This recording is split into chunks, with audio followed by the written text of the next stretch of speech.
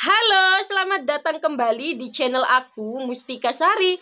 Teman-teman, kalian mau jualan di Tokopedia tapi belum kebayang seperti apa sih jualan di sana? Sebelumnya aku mau kasih tahu dulu ke kalian bahwa ini udah langkah yang bagus kalau kalian berniat memulai jualan di Tokopedia. Karena Tokopedia adalah marketplace yang sangat ramai dan sangat besar selain Shopee, Lazada, dan TikTok Shop. Jadi di sini aku akan share ke kalian semua 6 hal yang paling sering ditanyakan oleh pemula dan sering bikin gagal paham tentang cara berjualan di Tokopedia.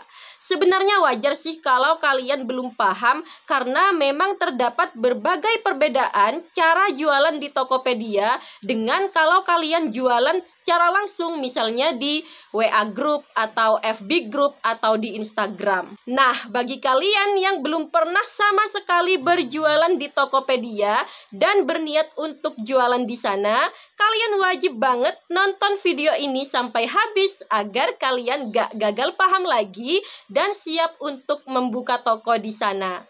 Namun sebelum masuk ke pembahasannya, bagi kalian yang baru gabung, silahkan klik dulu tombol subscribe di bawah ini. Bunyikan juga lonceng notifikasinya agar kalian gak ketinggalan informasi seputar trik cuan jualan di Tokopedia yang lainnya. Oke, yuk kita menuju ke pembahasannya. Hal pertama yang paling sering ditanyakan adalah tentang resi pengiriman. Resi di Tokopedia berbeda ya teman-teman dengan resi kalau kita jualan secara langsung. Kalau kita jualan secara langsung misalnya di WA atau FB atau IG, kita akan mendapatkan nomor resi dari kurir saat kita mengantarkan paket ke jasa pengiriman. Nah, sebaliknya, kalau jualan di Tokopedia, justru kurir yang mendapatkan nomor kode booking dari kita saat kita menyerahkan paket ke jasa pengiriman. Nah, kode bookingnya dari mana? Kode bookingnya didapatkan dari Tokopedianya langsung saat kita menerima orderan. Nah, untuk lebih jelasnya, aku mau praktekkan ya teman-teman. Jadi teman-teman, ini aku ada orderan masuk di Tokopedia. Ini pesanan baru ya. Aku klik. Nah, di sini udah ada informasi nama pembeli, nomor HP, alamat pembeli, barang yang dibeli, dan total bayarnya berapa. Maka yang pertama aku lakuin adalah aku klik terima pesanan. Terima. Nah, orderannya sudah pindah dari kolom pesanan baru ke perlu dikirim. Kemudian kita cari ya pesanannya di kolom perlu dikirim. Nah, yang ini kita klik. Kemudian kita klik tanda titik 3 ini. Lalu pilih cetak label. Nah, di sini muncul info jasa pengirimannya, kode booking beserta barcode-nya. Kemudian nama dan alamat pembeli, nama toko kita, dan asal kota pengiriman.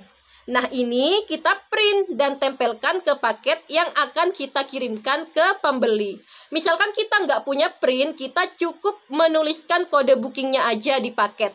Nah, untuk caranya nanti di akhir video akan aku kasih tahu. Nah, sekarang kita lanjut ke hal kedua yang paling sering ditanyakan adalah tentang ongkir. Jadi ketika kita kirim paket ke jasa pengiriman, apakah kita perlu untuk membayar ongkir ke kurir? Jawabannya adalah tidak ya teman-teman. Jadi kalau kita jualan di Tokopedia, kita udah nggak perlu sama sekali memikirkan ongkir yang harus kita bayarkan ke kurir. Karena ongkir ini sudah ditanggung oleh pembeli atau Tokopedia, misalkan si pembeli menggunakan bebas ongkir. Nah, untuk ongkir itu sendiri yang meneruskan ke kurir adalah si Tokopedianya langsung. Jadi kita udah nggak ada urusan sama sekali untuk membayarkan ongkir ke kurir. Jadi kita cukup menyerahkan paket ke kurir, kita bilang aja, Pak atau Mas, ini orderan dari Tokopedia. Nah, mereka pasti langsung ngerti dan kita nggak perlu bayar ongkir sama sekali. Oke, kita lanjut ke hal ketiga yang paling sering ditanyakan masih berkaitan dengan ongkir, yaitu promo pengiriman bebas ongkir. Jadi di Tokopedia ini ada pengiriman bebas ongkir yang jika pembeli memakai promo ini, pembeli tersebut bakalan mendapatkan potongan ongkir atau subsidi ongkir. Nah, masih banyak yang beranggapan kalau potongan ongkir ini akan dibebankan ke penjual. Padahal nggak benar sama sekali ya teman-teman. Potongan ongkir itu akan ditanggung oleh pihak Tokopedia. Yang dibebankan kepada penjual adalah biaya layanan dari pengiriman bebas ongkir tersebut. Dan menurut aku biaya layanannya itu sangat kecil kok teman-teman, masih worth it lah.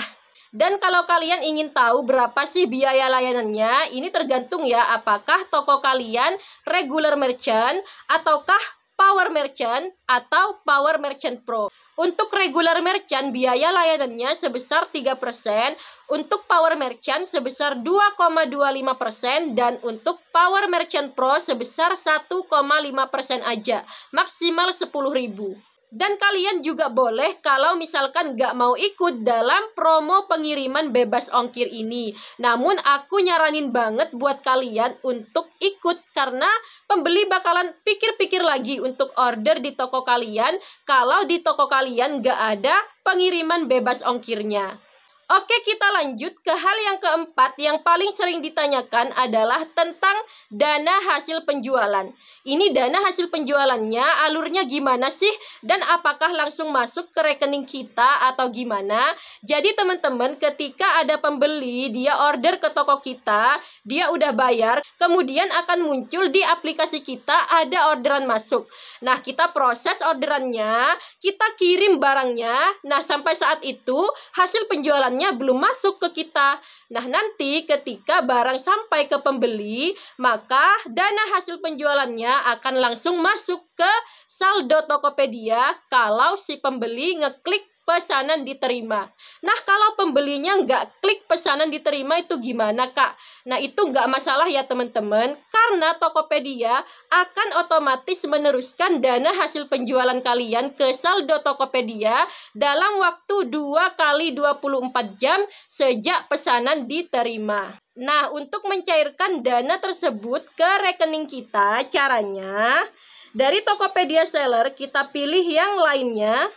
Kemudian klik saldo, tarik saldo. Nah, kalian isi berapa saldo yang ingin kalian cairkan ke rekening kalian. Misalkan mau tarik semua, kalian tinggal klik yang tarik semua. Kemudian untuk rekening tujuan, karena sebelumnya aku udah daftarin nomor rekening aku ke Tokopedia, jadi ini udah terdaftar dan aku nggak perlu isi ulang. Nah, kalau kalian belum mendaftarkan nomor rekening kalian ke Tokopedia, kalian pilih yang tambah rekening. Kemudian kalian isi data rekeningnya dan pilih tarik saldo. Maka dana yang ada di saldo Tokopedia akan cair ke rekening kalian. Oke, kita lanjut ke hal yang kelima yang paling sering ditanyakan adalah apakah kalau jualan di Tokopedia harus punya print? Ini udah terjawab di poin yang ke-1 tadi ya teman-teman, bahwa kalau nggak punya print kita bisa mencantumkan kode bookingnya di paket yang akan kita kirimkan. Nah, kalian bebas apakah kalian mau menuliskannya dengan spidol, ataukah kalian tulis di kertas kemudian kalian plester ya atau lakban, atau kalau kalian mau menuliskannya di kertas stiker juga boleh, bebas ya. Yang penting kalian menuliskan kode bookingnya dengan benar. Nah, kalau kalian berpikir apakah akan sampai, Kak, kalau kita cuma menuliskan nomor kode bookingnya doang? Jadi ini sampai ya teman-teman, karena ketika kalian menyerahkan paket kalian ke jasa kirim, maka di jasa kirim kode booking kalian itu akan mereka input di aplikasi mereka, kemudian muncullah nomor resi, nama pembeli, alamat, nama toko kita, dan asal alamat pengiriman kita.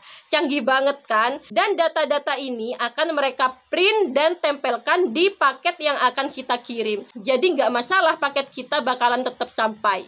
Hal terakhir atau yang keenam yang paling sering ditanyakan adalah apakah kalau jualan di Tokopedia harus stok barang? Jawabannya tidak ya teman-teman. Kalian tetap bisa jualan di Tokopedia sekalipun kalian nggak punya barang. Dengan kata lain, kalian menjadi dropshipper di Tokopedia.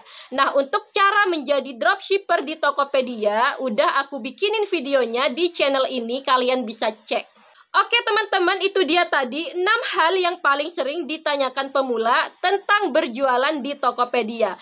Nah, kalau sekarang kalian udah paham dasar-dasar berjualan di Tokopedia, sekarang saatnya kalian buka toko di Tokopedia. Misalkan kalian sudah punya barangnya, mulailah kalian memfoto produk jualan kalian. Misalkan kalian mau nyetok barang, cara mencari supplier yang tepat sudah aku buatin videonya yang ini ya.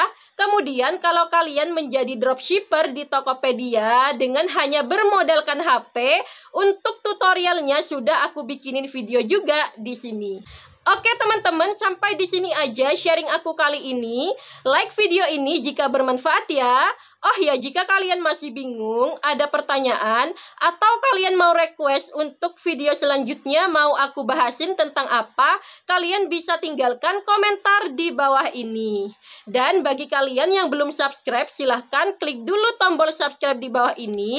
Bunyikan juga lonceng notifikasinya agar kalian gak ketinggalan informasi seputar trik cuan jualan di Tokopedia dan bisnis online yang lainnya. Oke, see you next video. Bye!